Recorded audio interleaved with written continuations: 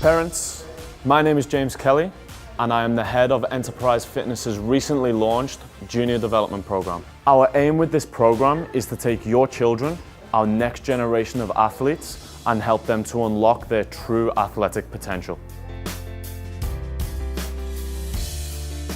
Now, this is quite a simple answer, and the answer is most definitely yes. What we see with a lot of the junior population is they're not actually participating in any form of resistance training to begin with.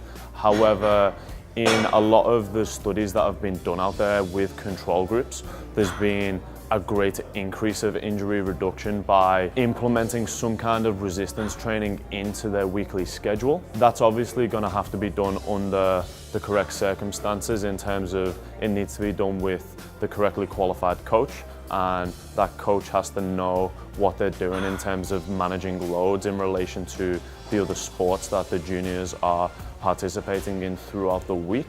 And I think the biggest thing is helping parents to start to understand how much of a difference it can start to make.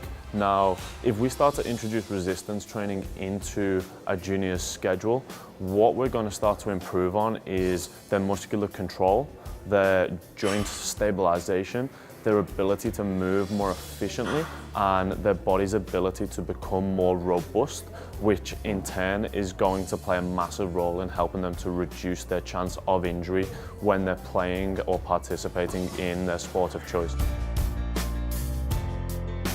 The first reason injury reduction is important is mainly for the parents. So parents as a whole want to see their children injury-free and able to participate in the sports they enjoy to participate in. Secondly, if we keep children more injury-free, it gives them more time to put into their sport and focus on developing their skills within that sport.